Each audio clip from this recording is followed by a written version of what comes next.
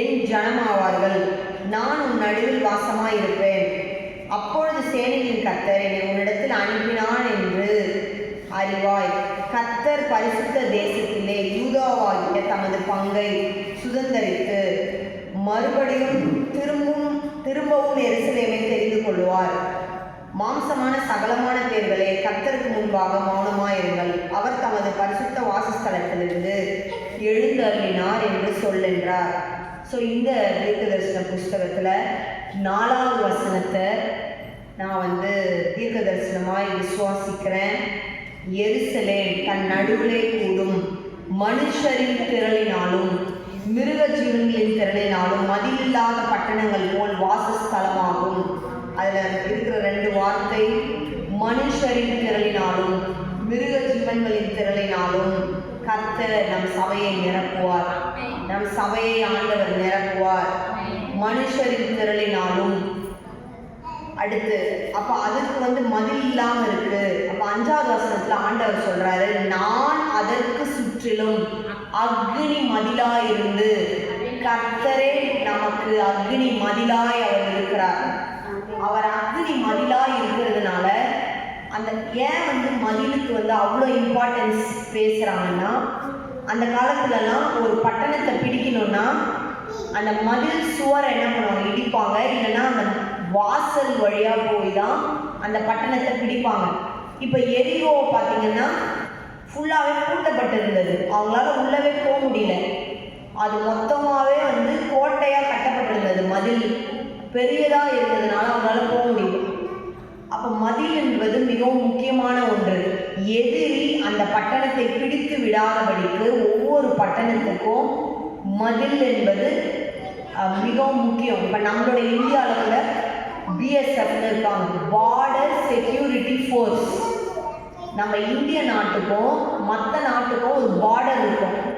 அந்த பார்டரில் எந்த ஒரு தீவிரவாதிகளோ இல்லை மற்ற நாட்டில் இருக்கிறவங்களோ ஊடுருவாதபடிக்கு அந்த பார்டரை என்ன பண்ணுவாங்க, எப்பொழுதுமே 24/7 ப்ரொடெக்ட் பண்ணிக்கிட்டே இருப்பாங்க. இப்போது நார்த்தில் என்ன பார்டர் இருக்கா, இமாலயா தாண்டி சொல்லு ஜெஷுரன் மேப். சைனா, நம்மளுடைய neighbouring country, China, Pakistan, Bangladesh, Sri Lanka, Myanmar, Bhutan, இதெல்லாமே நம்மளுடைய நெய்பரிங் கண்ட்ரிஸாக இருக்குது. நேபாள், அதெல்லாம் அந்த நாட்டில் இருந்து யாரும் என்ன பண்ணிடக்கூடாது, நம்ம நாட்டுக்குள்ளே ஊடுருவி வந்துடக்கூடாது, இல்லை நம்ம நாட்டுக்கு யுத்தம் வந்துடக்கூடாதுன்றதுனால இந்த பார்டரை என்ன பண்ணுவாங்க, மிகவும் ஸ்ட்ரென்தன் பண்ணுவாங்க. அது எந்த நாடாக இருந்தாலும் சரி, எல்லா நாட்டிலுமே பார்டர் செக்யூரிட்டி ஃபோர்ஸுன்னு இருப்பாங்க. அந்த பார்டரை ஸ்ட்ரென்தன் பண்ணி வச்சுருப்பாங்க. அப்போ ஆண்டவர் சொல்கிறாரு, நானே உனக்கு பார்டராக இருக்கேன். நான் உனக்கு எப்படி இருக்கேன்னா, அது எப்படிப்பட்ட பார்டரா, அக்னி மதிலாம். இப்போ நம்ம பார்க்குற பார்டர்லாம், இப்போ இஸ்ரேலில் ஒரு டோம் கட்டியிருக்காங்க. எந்த மிசைல் உள்ளே வந்தாலும் உள்ளே வராது. அது அலாம் கொடுக்கும், வராமல் அது பாதுகாக்கும்.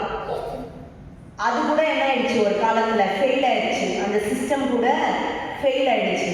ஆனால் ஆண்டவர் ஒரு நாள் ஃபெயில் ஆக மாட்டார். அவர் எப்படியா இருக்கிறார்னா அக்னி மதிலாக இருக்கார். அந்த அக்னி மதிலை தாண்டி சத்ரு ஊடுருவி வர முடியாது, நம் அண்டைக்கு வர முடியாது, நம்முடையதை அவனால் எடுக்க முடியாது. ஏனென்றால் ஆண்டவர் சொல்றார், நான் அதற்கு சுற்றிலும், எப்படியா சுற்றிலும், ஒரு பக்கம் மட்டும் இல்லையா, இப்போ கதவு வீட்டுக்கு ஒரு பக்கம் இருக்கும், சுற்றி வால் இருக்கும். அந்த மாதிரி ஆண்டவர் ஒரு பக்கமோ இல்லை 2 பக்கம் மட்டும் ப்ரொடெக்ஷன் இல்லை, all around protection, surrounding protection, ஃபுல்லாக என்சர்க்கிள்டு ப்ரொடெக்ஷன், சுற்றிலும் அக்னி மதிலாக இருந்து அதன் நடுவில் மகிமையாக இருப்பேன். அல்லேலூயா. மொத்தம் அக்னி மதிலாக இருக்குமா, அவர் எங்க இருப்பாருன்னா அதன் நடுவில் மகிமையாக இருப்பேன். ஆமென். இந்த நடுவில்ன்ற வார்த்தையை நம்ம புதிய ஏற்பாட்டில் கூட நம்ம பார்த்துருக்கோம். எங்கே 2-3 பேர் என் நாமத்தினாலே கூடுகிறார்களோ நான் இருப்பேன். அப்ப என்னன்னா சென்டர் அவர்தான். எங்கன்னாலும் நம்ம ஜபம்னு உட்காந்தா சென்டர்ல அவர் தான் இருக்காரு. சென்டர்ன்றது எதை மீன் பண்ணுதுன்னா முக்கியமான ஒரு சீட். அது அந்த சென்டர் நடு மையம்ன்றது முக்கியமான ஒண்ணு. அப்புறம் 3 பேர் நம்ம 2-3 பேர் சேர்ந்து ஜெபிக்கும் போது நம் நடுவில் அவர் இருக்கிறார். அப்ப இந்த வார்த்தை சொல்லுகிறது, நடுவுல எப்படி இருப்பாராம்? மகிமையா இருப்பாராம். அதற்கு அக்னி மதிலா இருந்து, சுத்திலும் அக்னி மதில், அது நடுவுல நான் மகிமையாக இருப்பேன். ஆமென். சோ ஆண்டவருடைய மகிமை இங்க இருக்கிறது. அடுத்து ஆண்டவர் சொல்றாரு 7வது வசனம், பாபிலோன் குமாரத்தின் இடத்தில் குடியிருக்கிற சீயோனே உன்னை விடுவித்துக்கொள். அப்ப ஆண்டவர் என்ன சொல்றாருன்னா உன்னை நீயே விடுவிச்சுக்கோன்றார். அப்படின்னா பாபிலோன் அப்படின்றது இந்த உலகத்தின் காரியங்கள், உலகத்துக்கான பாவங்கள், சாபங்கள், உலகத்தின் வழிபாடுகள் அதெல்லாம் இருக்கா. ஆண்டவர் சொல்றாரு நீயே உன்னை விடுவிச்சுக்கோ. அப்படின்னா என்ன அர்த்தம்? அதுல இருந்து நீயே கட்டாயிடு. இவர் தான் உண்மையான தேவன் உனக்கு தெரியும், இவர் தான் நித்திய ஜீவன் தெரியும். அப்ப நீயே உன்னை அதுல இருந்தெல்லாம் விடுவிச்சுக்கொள்.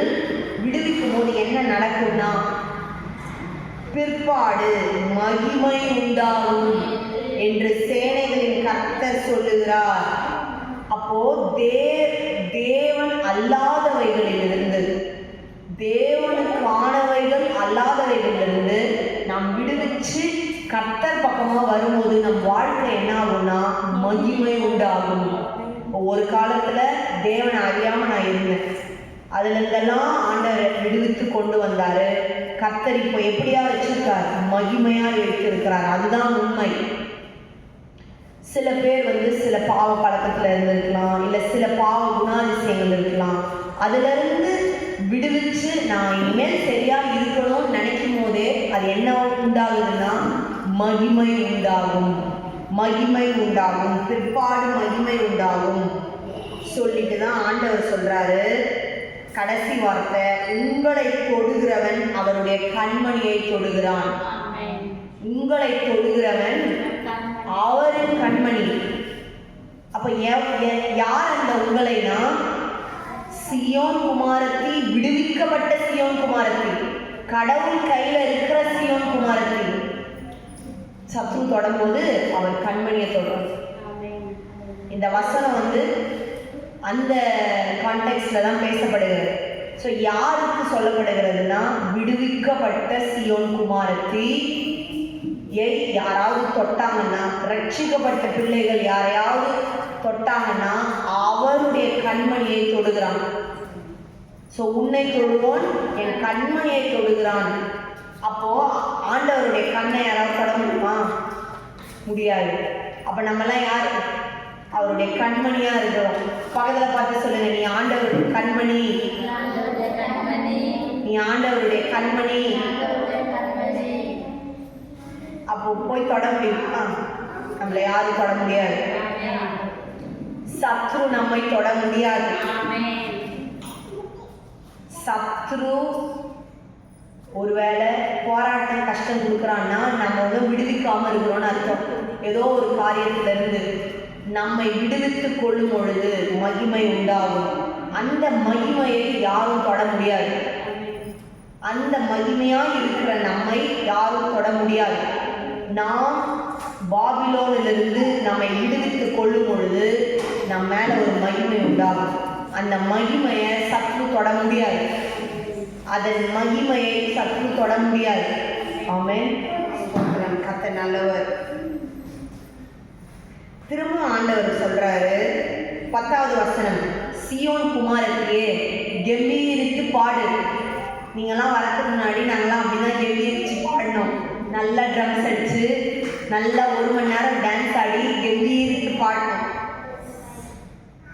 இதோ நான் உன் நடுவில் வாசம் பண்ணுவேன். திரும்ப ஒரு நடுவில். மேல பார்த்தோம் நடுவில் மகிமையா இருப்பேன். இப்ப திரும்ப ஆண்டவர் சொல்றாரு உன் நடுவில் வாசம் பண்ணுவேன் என்று கர்த்தர் சொல்லுகிறார். அந்நாளிலே அநேகம் ஜாதிகளை கர்த்தரை சேர்ந்து என் ஜனம் ஆவார்கள். ஆமென். கர்த்தர் இங்க இருக்கிறதுனால இந்த வசனம்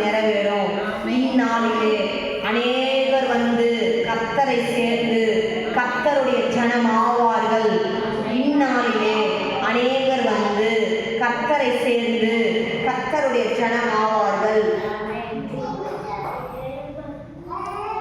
நான் உன் நடுவில் வாசமாய் இருப்பேன். மறுபடியும் மூணாவது டைம் நான் உன் நடுவில் வாசமாய் இருப்பேன். இந்த அதிகாரத்தில் மட்டும் 3 டைம் சொல்லப்படுகிறது. உன் நடுவில் மகிமையாய் இருப்பேன், உன் நடுவில் நான் வாசம் பண்ணுவேன். மறுபடியும் நான் உன் நடுவில் வாசமாய் இருப்பேன். அப்பொழுது சேனையின் கர்த்தர் என்னை உன்னிடத்தில் அனுப்பினார் என்பதை அறிவாய். ஆமென். கர்த்தர் நல்லவர், கர்த்தர் நல்லவர். ஸ்தோத்திரம். ஸோ இந்த வார்த்தையின்படி, இந்த வார்த்தையில 3 விஷயங்களை கர்த்தர் பேசினார். முதலாவது, மனுஷரின் திரளினாலும் மிருக ஜீவன்களின் திரளினாலும். இப்போ எப்படி மிருக ஜீவன்னா, அப்போ மிருக ஜீவன்ன்றது எதை குறிக்குதுன்னா அவங்களுடைய ப்ராஸ்பரிட்டி.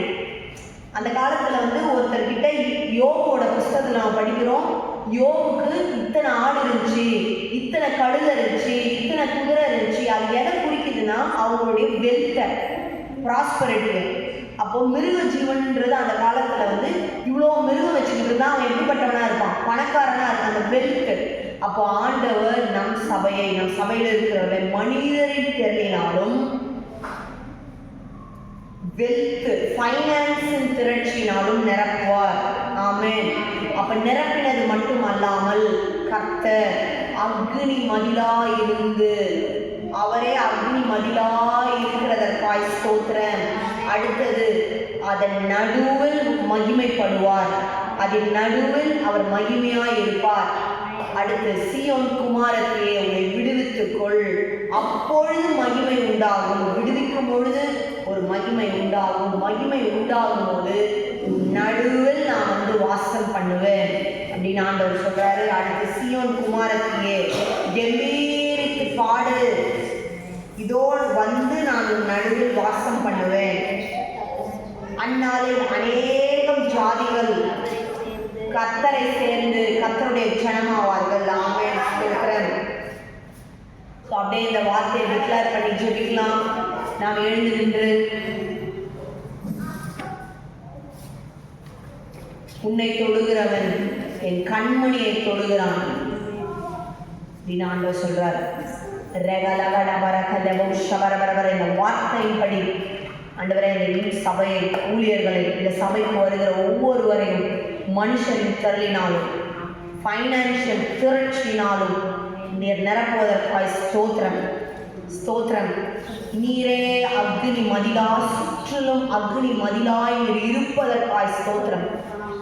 எங்கள் நடுவில் மகிமையாய் நீர் இருப்பதற்காய் ஸ்தோத்திரம். ஆண்டவரே, சீயோன் குமாரத்தியோட விடுவித்துக்கொள், பிற்பாடு மகிமை உண்டாகும் சொல்லியிருக்கிற ஸ்தோத்திரம். இயேசுவின் நாமத்தில் ஒரு விடுதலை பேசுகிறோம் ஆண்டவர்.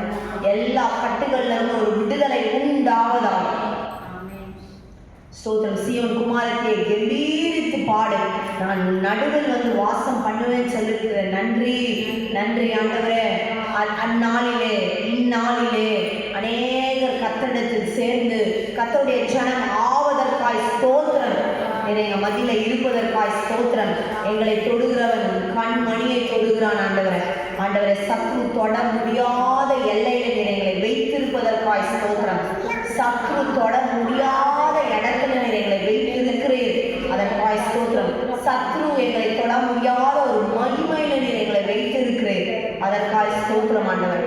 மகிமை தொடர்ந்து ஆண்டவரே, இந்த வருஷத்துல கர்த்தருடைய மகிமை வெளியரங்கமாகுன்ற வார்த்தையின்படி வெளியரங்கமாவதாக, அது வெளிப்படுவதாக உங்களுடைய நாமம் மயப்பட இந்த வார்த்தைகளை நீர் அப்படியே நிறைவேற்றுவதற்காய் ஸ்தோத்திரம். இயேசுவின் நாமத்தில் பிதாவே, ஆமென்.